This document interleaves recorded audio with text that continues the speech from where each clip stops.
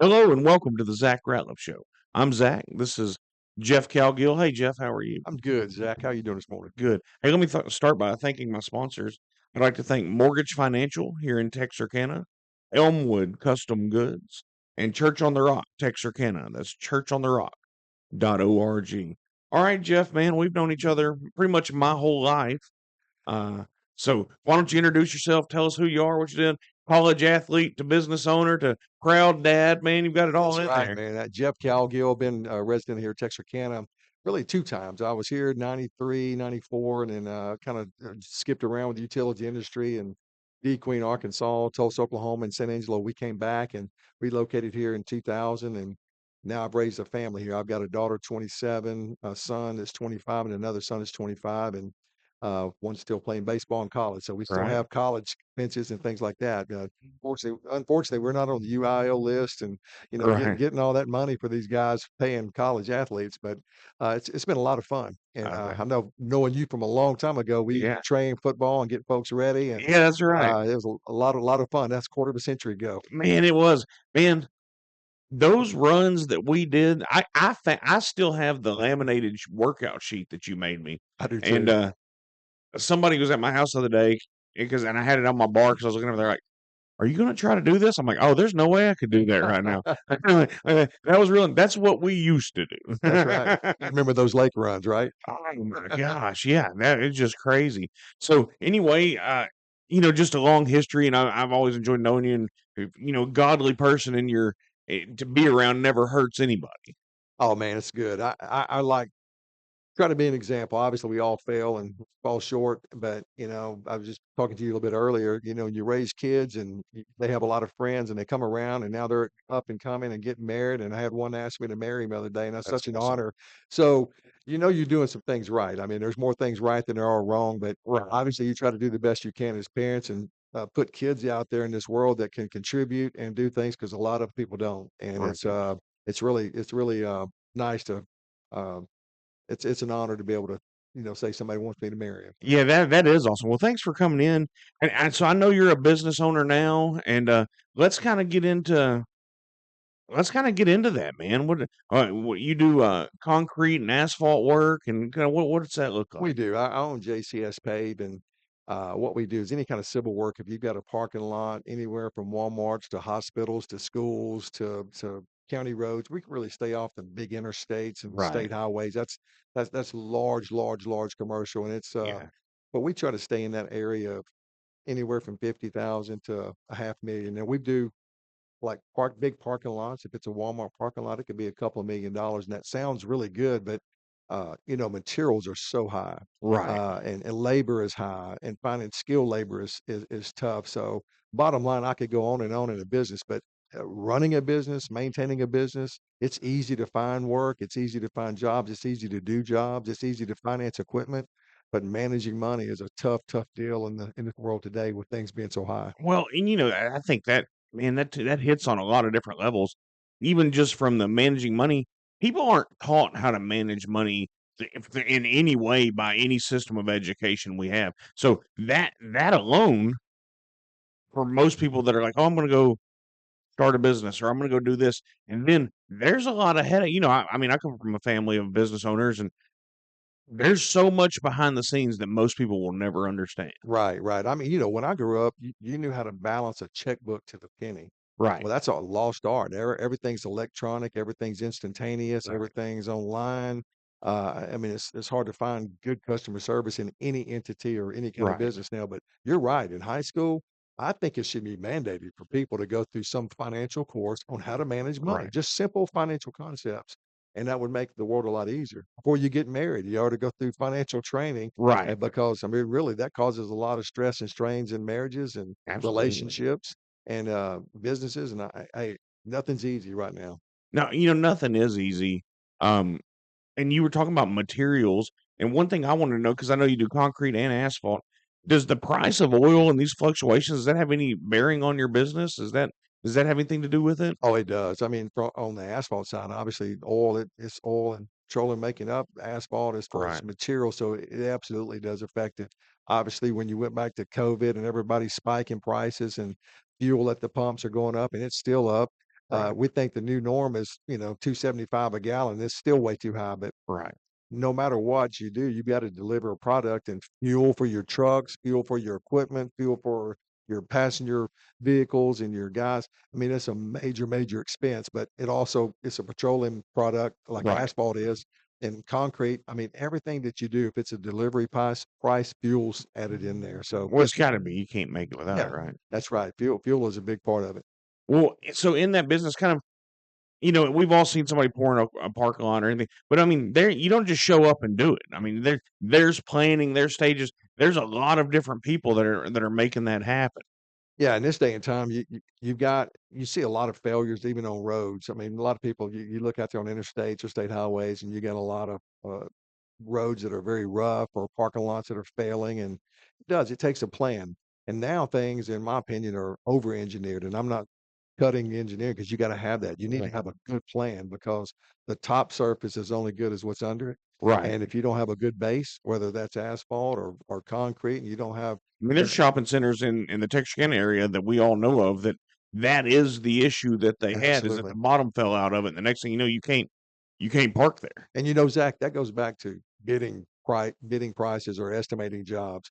A lot of people undercut and they get jobs for cheap, but guess what? They're cutting corners on foundation. Right. And when foundations is cut on there, the surface is going to fail. It's just not when. It's not Ye if, it's when.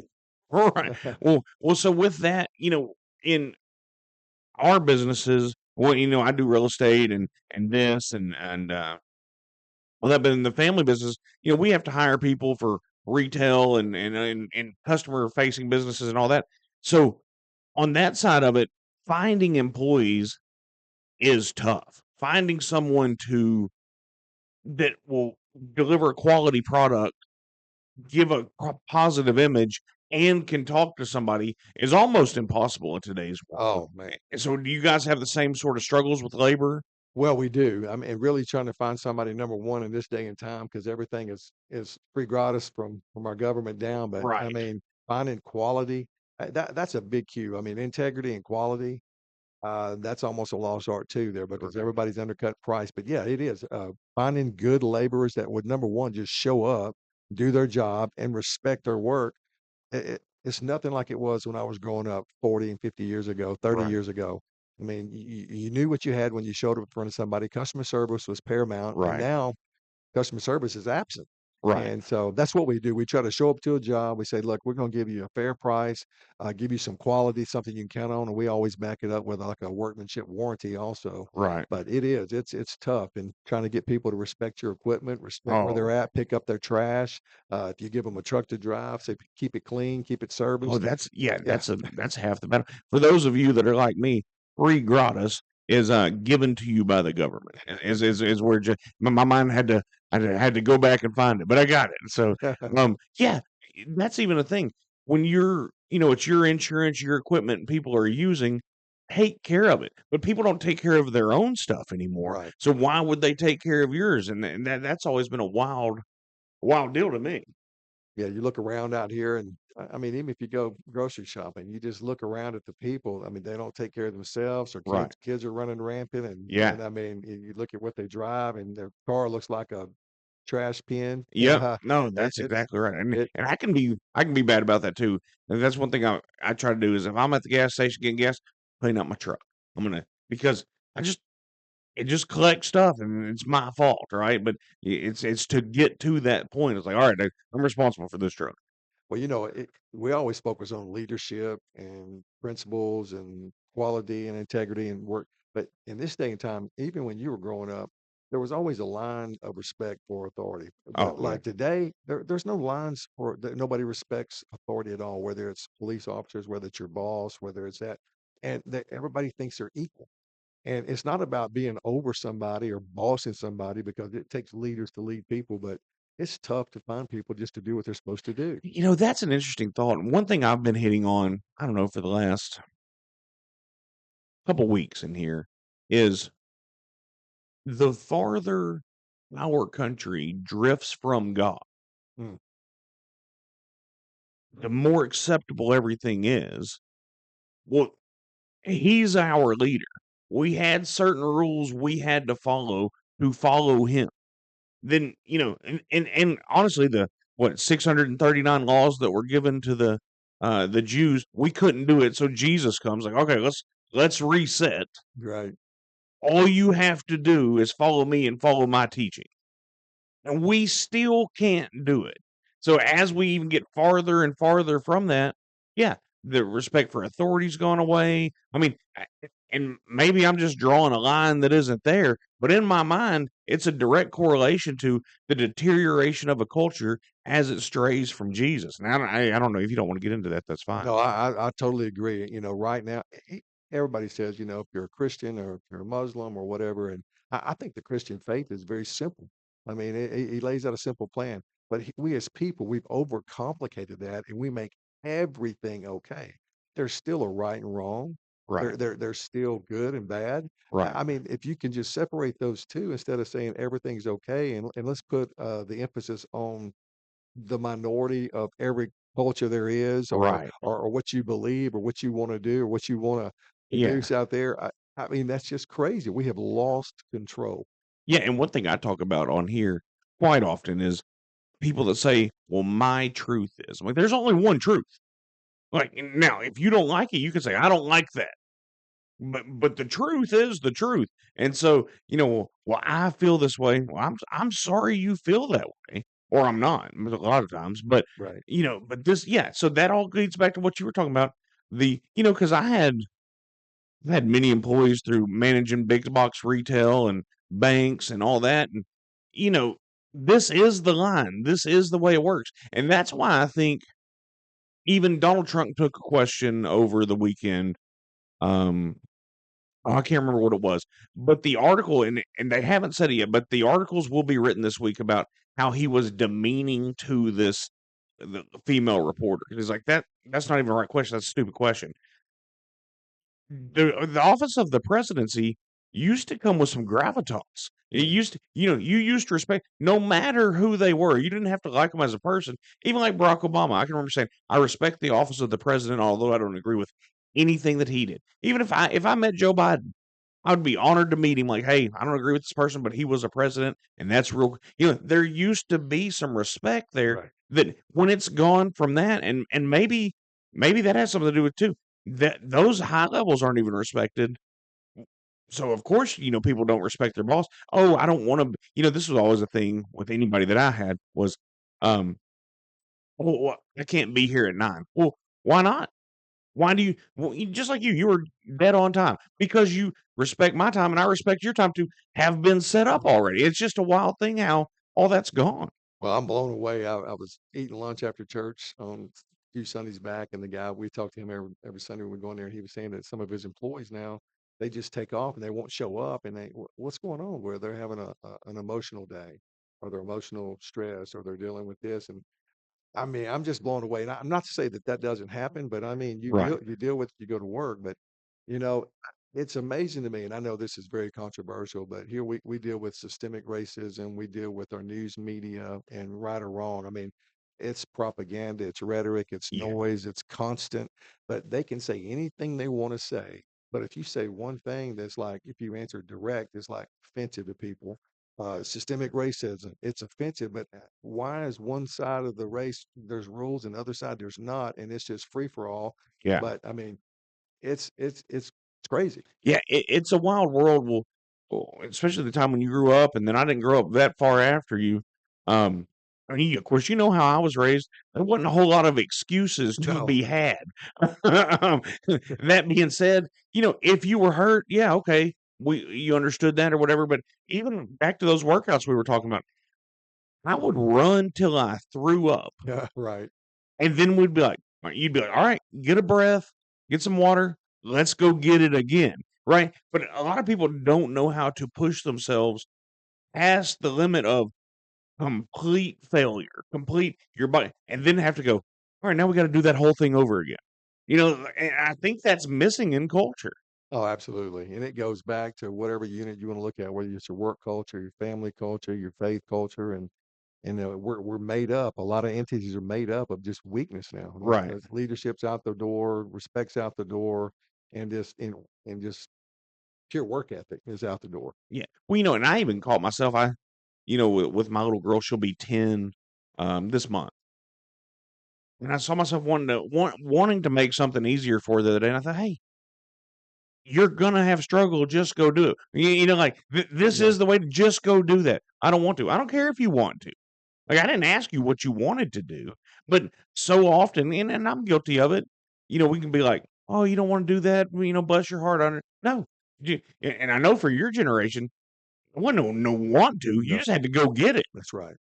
I mean, well, and so you're seeing that roll over into business and just come all the way through. Well, and we talked earlier, my wife, she's a teacher, and I'll tell you this not because it's my wife's a teacher, but I think that's the most underpaid profession in the world with all they have to put up with, especially if you've got good teachers. Right. And then you get them in liberal school districts or liberal school boards that come out with all kind of policies that protect all the things we talked about Uh-huh. earlier. Anything goes, Yeah. and you got to respect anything. And I'm going, if you respect anything, you stand for nothing. And Well, that's exactly right. Well, and even I can disagree with someone and not have to accept their opinion. right, You know what I mean? And I can respect them as a person and wholeheartedly, but if you don't fall in hook, line, and sinker for what somebody's saying these days, you're a hater, you're this or you're that, or you want to push old people off the cliff, or whatever it is that is just taken to the extreme. On the school side of things, blame the state of Texas and our federal Department of Education for allowing a lot of this to happen. I think if local school boards had total control again, hmm, they would have to answer to me and you well, you're a city councilman. I right, mean, you have whatever you decide for the city of Leary, however your vote goes, there's going to be someone that lives down the road from you right, that's going to be like, "Hey Jeff, why'd you vote this way?" absolutely. I mean, we need that in the school districts, I think. And they won't even let it's hard for parents to even get time. School board meetings, and I'm not talking about the smaller schools, but Right. you see it all the time where they just try to shut them down. Well, especially if you watch any of the videos from Dallas or the metro, Right. yeah, they'll have them arrested and thrown out. Like, what world did we ever think that this was gonna be acceptable? Yeah. Like it's a crazy deal. Well, speaking of the city of Leary, I know like I said, you're on the city council there. What do you guys have going? What's going on in Leary?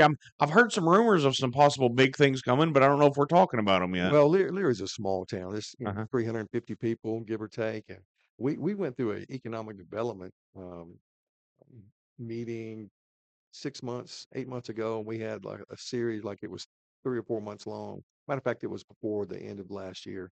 And I thought that was real, informative Mhm. and educational for us because we what the census is, we'd like Leary to grow.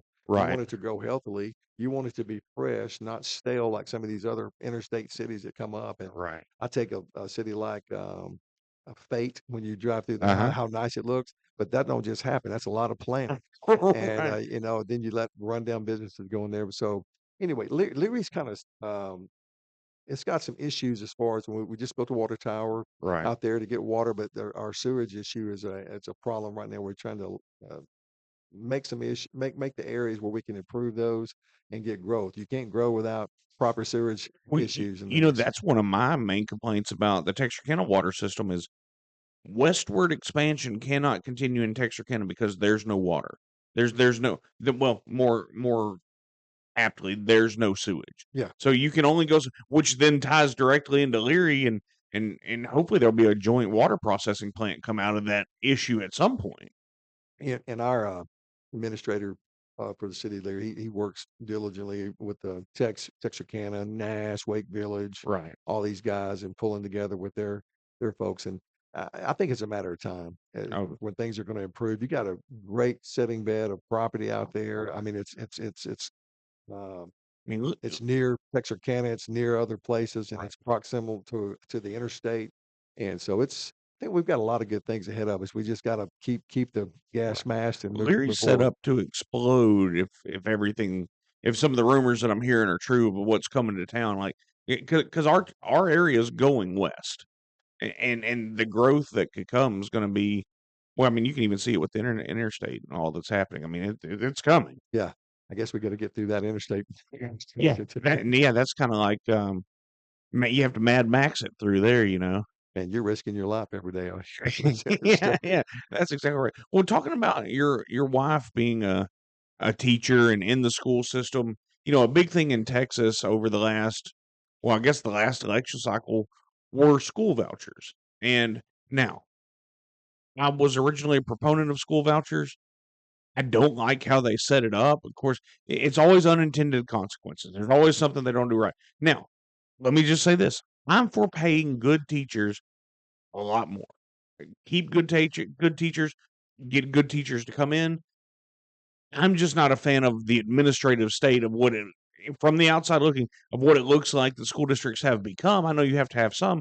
So, how does all that play? Like, what does your family feel about the school voucher system and all this? Like I said, that's some people are for it, some people are against it, Uh-huh. and you know, when you have small schools, you have different ideologies than you have larger schools. Right. But I mean, as far as the most part, Leary wants to say sustainable, and Yeah. Texas is different than most states, like Louisiana. A Leary school district would not even exist Oh, really? because it's so small. They would consolidate it with other ones. They'll shut it down. But Uh-huh. I love the way that the independent school districts work in the state of Texas Right. compared to like a parish-run system in Louisiana. But no, I think that's for the most part we're for the vouchers. But like you said, you got to make sure it's written objectively, not subjectively. Right. And so it's that takes that out of there. And when you have a you gotta have good administrators, you gotta have good leaders, you gotta have good school boards, and then Right. teachers following that too, because they're asked to do so much more now with, Right. emotional training, with other things. It's not even education. They spend their time in these in-services and going to these meetings in the summertime and Right. deal with all types of issues in a classroom. Which, I mean, you want your teachers to be able to deal with that. I mean, Right. but at some point, and I'm sure in a district like Leary, it's nice to have a smaller district because you have more of the hometown feel than other areas where it's just another kid running through. Like, no, this is my I'm in Sunday school with this person's grandmother or mother, and that's nice to have. And with Leary, when you have a small district, you don't have the money, the tax money to support a school that has a lot of options. If you compare us to other school districts real close to us, I mean, there's more options because there's more tax base to run that school. Right. So smaller schools are probably going to struggle more always because they don't have the money to support programs, and Right. there's more opportunities for kids, and like Leary's a K through 8 school, Okay. and, but after that, you'll see the kids dispersing to other schools, and sometimes when they get in junior high, they'll disperse to other schools because of opportunities, but Right. that's another thing that's important for the economic development of Leary. We can get that and grow it in a healthy way. I really think that school district can thrive because they're gonna raise more money. Well, yeah, And if you increase your tax base, then you have more going to the school system, and then you can do more, right? absolutely. Well, that's awesome. Well, awesome, Jeff. Did we miss anything here? I know you had some notes, and I just want to make sure that we got everything covered. No, Zach, I love what you're doing with this program because I know a lot of times, and you can call it conservative or whatever you want to, but I mean it's the principles that you display out there to the community, and Right. you get great people in here talking. You had a great guest here last week, and that's what we want to do is promote faith and family and do the right things and have a civil industry, a community out here. If we can get a civil community, we can get a civil state, and the state to the nation. Right. But it's a Ye- lot of things going wrong. Yeah, well, there is, but that's what I always tell everybody. Man, things seem daunting. Everybody goes through tough times. Not to minimize what somebody else is doing, or minimize what everybody else is going through, but there's victory in the end. Absolutely. And that's the hope we can all hang our hat on. In the darkest of days, it's gonna get better, and it might not even be in this lifetime, but in the end, if you've chosen Jesus, it will get better. Well, I know this. My hourglass, there's more sand on the bottom of that hourglass is on the top of it now, being 57 years old. But hey, we're going to continue to do the right things and promote the right things. And I think if you make good choices and good decisions, great things going to happen out of that. Yeah, that's exactly right. Well, Jeff, thanks for coming in, man. I Zach, certainly appreciate appreciate you. it. Yeah, Appreciate you, thanks. Zach.